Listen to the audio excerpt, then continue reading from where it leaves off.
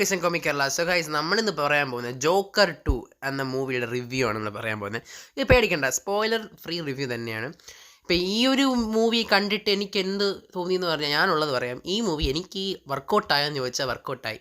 എന്നാൽ ചില സ്ഥലത്തൊന്നും എനിക്ക് അത്ര ദഹിച്ചിട്ടൊന്നുമില്ല. കാര്യം വേറെ ഒന്നുമില്ല, ഈ മൂവി ബേസിക്കലി ഇപ്പോൾ എടുത്തു വെച്ചിരുന്ന തീം എന്ന് പറഞ്ഞാൽ ഈ മ്യൂസിക്കൽ മൂവിയാണ്. മ്യൂസിക്കൽ മൂവി ഇഷ്ടപ്പെട്ട് എത്ര പേരുണ്ടോ അവർക്കൊക്കെ പിടിക്കും.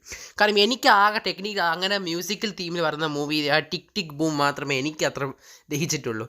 ഈ മൂവി എന്ന് പറഞ്ഞാൽ സംഭവം സ്റ്റോറി ലൈൻ പക്കയായിട്ട് നമ്മുടെ ഫസ്റ്റ് പാർട്ടിൽ നിന്ന് അതുപോലെ തന്നെ, അതായത് ഫസ്റ്റ് പാർട്ടിൽ ഒരു ടൈലൻറ്റിൽ കാണിക്കേണ്ട സീൻസ് എടുത്തിട്ട് വലിച്ച് നീട്ടിയാണ് ഈ മൂവിയിൽ എടുത്തിട്ടുള്ളത്. കുഴപ്പമില്ല, എങ്കിലും അത് കണ്ടുകൊണ്ടിരിക്കുക എന്നാലും പറഞ്ഞുകൊണ്ട് ഞാൻ തീരെ മോശമൊന്നും പറയുന്നില്ല. നമുക്കൊരു വട്ടമൊക്കെ ഇരുന്ന് കണ്ടിരിക്കാൻ പറ്റിയ മൂവി, അതിന് ബോറൊന്നും അടിക്കത്തില്ല. പിന്നെ ഇതിൽ കുഴപ്പമെന്ന് പറഞ്ഞാൽ അസ്ഥാനത്ത് പാട്ടാണ്. അതായത് ഓരോ 5, 6, 7 മിനിറ്റിന് ഇടയ്ക്ക് വെച്ച് ഓരോ പാട്ട് വരും. അതായത് ഈവൻ ചില ഡയലോഗുകൾ തന്നെ പാട്ടായിട്ടാണ് ഈ മൂവി പറഞ്ഞു പോകുന്നത്. സത്യം പറഞ്ഞാൽ എനിക്കത് അത്ര ദഹിച്ചിട്ടില്ല. എന്നാൽ ചില സമയം മൂവി നമുക്ക് ഇൻറ്റൻസിൽ കൊണ്ടുപോകും.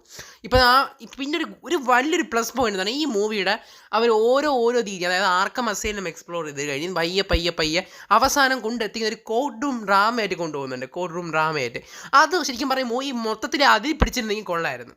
പിന്നെ ഈ മൂവിക്ക് ശരിക്കും പറഞ്ഞാൽ കണ്ടിട്ട് ഞാൻ ഒരു കാര്യം പറയാം, ഇതിന് സെക്കൻഡ് പാർട്ട് വേണ്ട കാര്യമൊന്നും ഇല്ല. കാരണം ഫസ്റ്റ് പാർട്ട് എല്ലാവർക്കും പറയുന്നത് മെഗാ ഹിറ്റായിരുന്നു. മെഗാ എന്ന് പറഞ്ഞാൽ മെഗാ ഹിറ്റ്, കാരണം 1 ബില്യൺ അടിച്ചതാണ്.